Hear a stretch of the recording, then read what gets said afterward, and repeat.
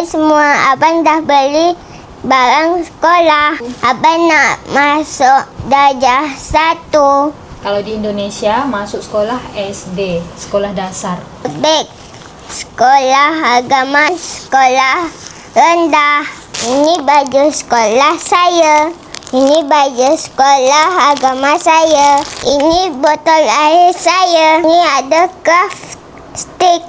Ada gam. Ini pensel bob saya. Ini color saya. Ini note saya. Ini ada stick lagi. Ini pemadam.